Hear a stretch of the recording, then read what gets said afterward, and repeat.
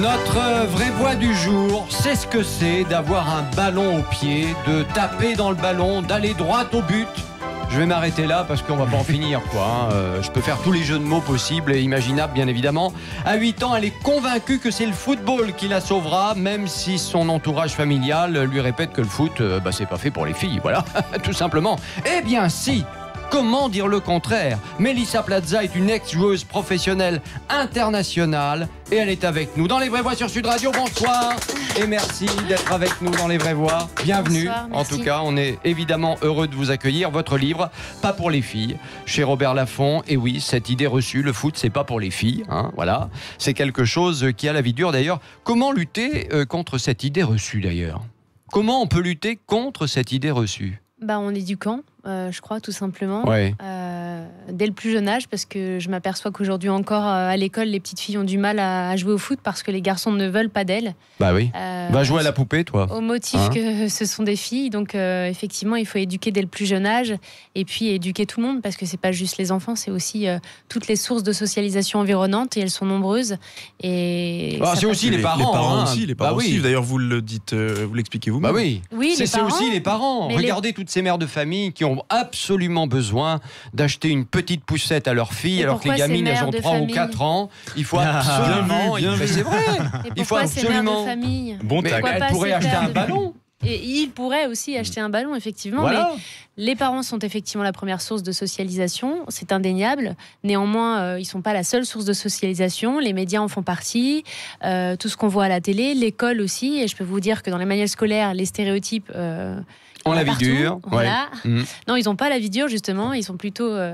ils naviguent tranquillement sans jamais être remis en question. Et quand ils sont remis en question, tous les ABCD de l'égalité n'ont jamais vu le jour, puisque justement, beaucoup de gens se sont insurgés, alors que précisément, la vocation de cet ABCD de l'égalité, c'était de remettre un petit peu, d'enlever en tout cas ces clichés dans les manuels scolaires. Alors dites-moi, dans une semaine, la Coupe du Monde de foot féminin, le 7 juin, coup d'envoi au Parc des Princes. Tiens, Mélissa, comment vous expliquez que beaucoup de Français ne connaissent pas les noms des footballeuses de l'équipe de France?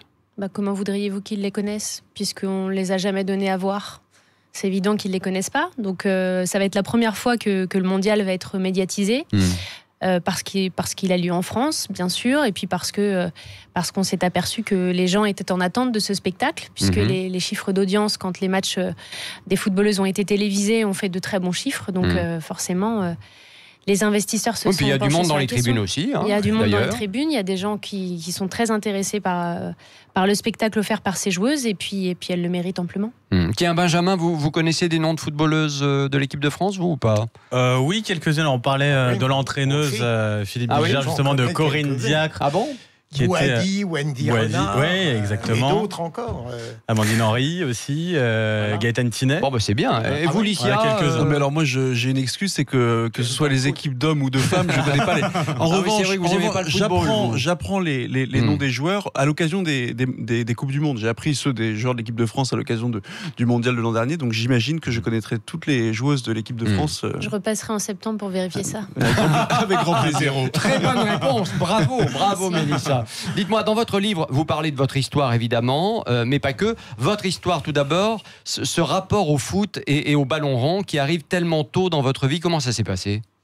Ça s'est passé de façon tout à fait naturelle. Souvent, on me demande s'il y a une cause sociale. Autrement dit, est-ce qu'il y a un vecteur social masculin derrière cette passion un peu incongrue? Et en fait, non, c'était une appétence assez naturelle. C'est-à-dire que j'ai toujours pris le ballon au pied, jamais à la main. Et puis, ça m'est resté. Et on a essayé de me faire essayer d'autres sports, etc. Mais ça n'a pas fonctionné puisque j'ai été passionnée de foot dès le départ. Et vous aviez envie, vous vous êtes dit très tôt, j'ai envie d'aller très loin? Oui. Vous étiez adolescente, je sais pas, vous aviez 14-15 ans, vous disiez je veux aller très loin. Vous n'avez pas lu le livre? Pas tout, je l'avoue. Voilà. Le temps n'est pas toujours disponible pour ça. Je le dis très tôt, effectivement, que dès l'âge de 8 ans, je sais que c'est le foot qui va me sauver la vie. Et je m'y accroche à cet espoir, à ce rêve. Et très tôt, même si ça n'existe pas encore, c'est-à-dire même si les femmes, pour l'heure, ne sont pas encore des joueuses professionnelles, je le dis très tôt que je serai un jour footballeuse professionnelle, même si mon entourage essaye, bien entendu, de me faire redescendre et de me dire que ça n'existe pas.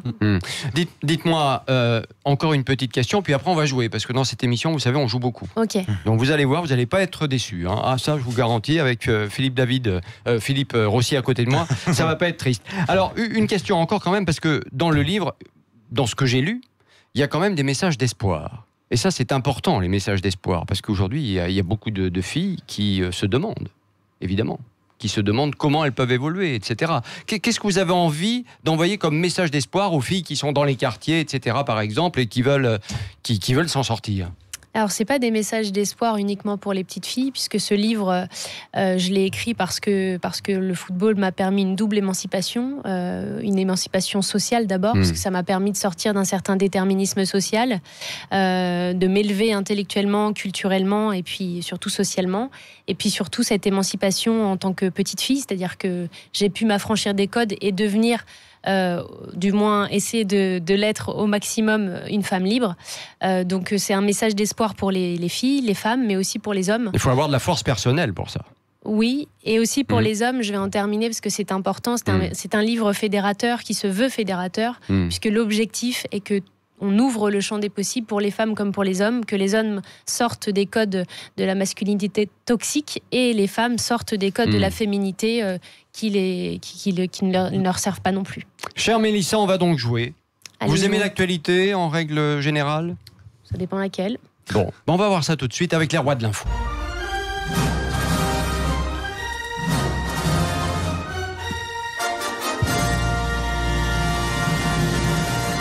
Alors le principe est simple, une question, 3 réponses, une seule est bonne. Et évidemment, là où les plus rapides ou le plus rapide autour de la table remporte notre couronne virtuelle des rois de l'info. Et c'est donc Philippe Rossi qui s'y colle. Allez Mélissa, écoutez cette première info. Quelles menaces ont brandi les syndicats d'enseignants pour protester contre les réformes de notre ministre de l'Éducation nationale ? 3 propositions évidemment. Les syndicats menacent de ne pas faire cours en juin. Ils menacent de faire grève le premier jour du bac. Ou alors ils menacent de ne plus noter leurs élèves jusqu'aux vacances d'été. Mélissa, vous l'avez peut-être suivi ça. Non, j'ai une copine instit, elle va me tuer. Je pense que c'est la dernière, non ? C'est le bac. Non, c'est le bac. Mais ça aurait pu, effectivement. Vous avez raison. Allez, Donc qui a gagné là ? Eh ben c'est Pierre Licia. Ah non, c'est Pierre Licia. Philippe a dit la jeu, mais il n'a pas dit bac. Je donne ma place.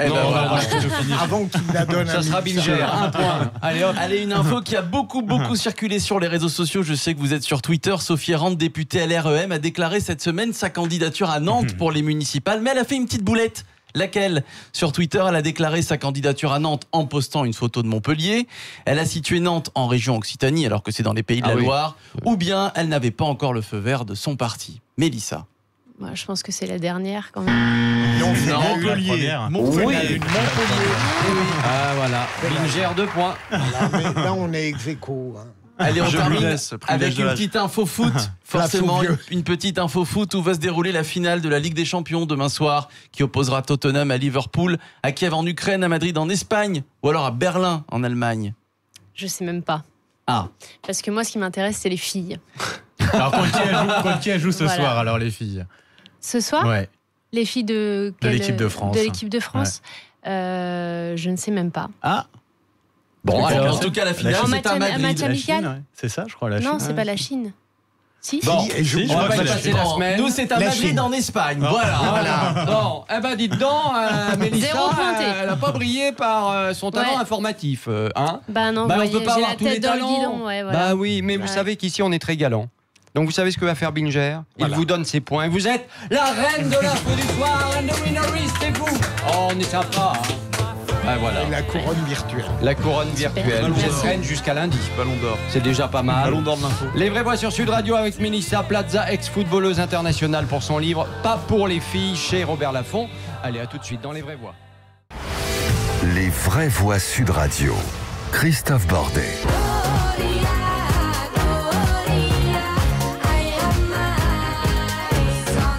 Eh oui, c'est l'hymne.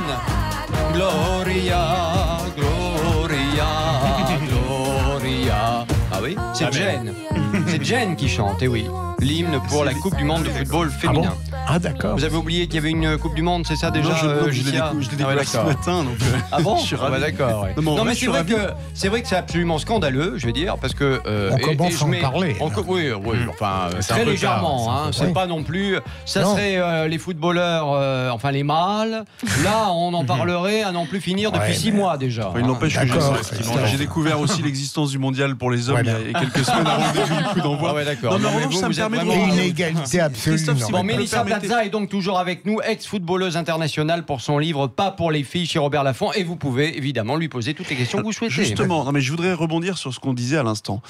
Moi, je m'intéresse, vous l'avez compris, assez peu au football, et je trouve, pour une raison très simple, je trouve que les matchs de foot sont longs, avec généralement peu d'action, et c'est assez ennuyant, je trouve, pour ceux qui s'y intéressent pas plus que ça. Donc je regarde pas, en dehors des mondiaux de foot ou des compétitions internationales telles que les Euros, voilà, parce qu'il y a quelque chose de très populaire autour de ça. Je m'y intéresse pas. En revanche, il m'est arrivé de voir des matchs de football féminin, et je trouve que non seulement il y a plus de jeux, il y a plus d'action, on est plus pris dans le jeu que pour d'autres matchs.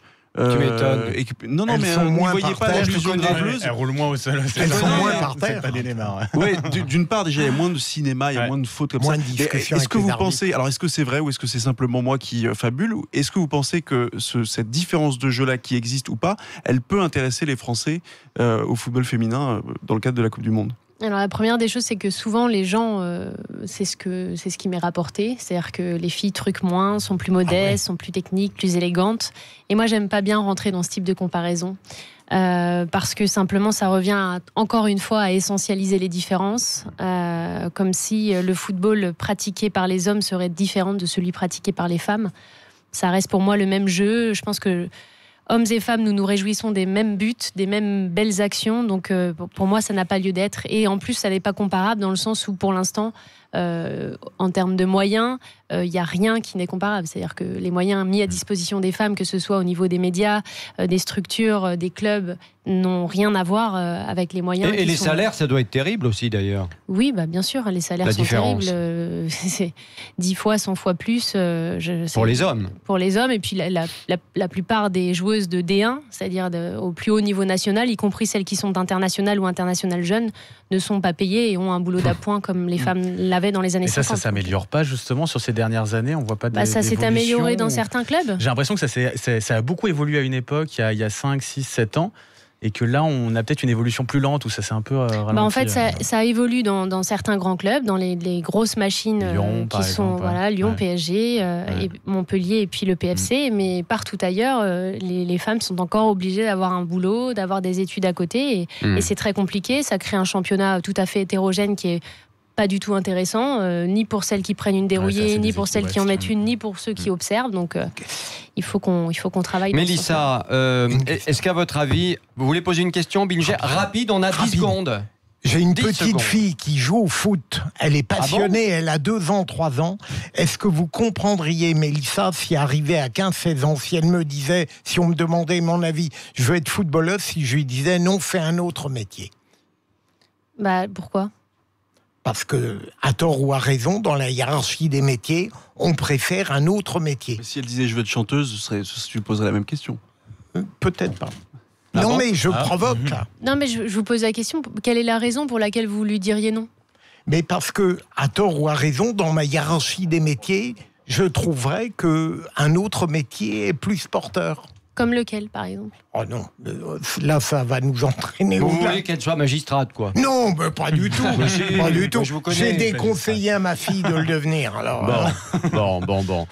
Une question encore.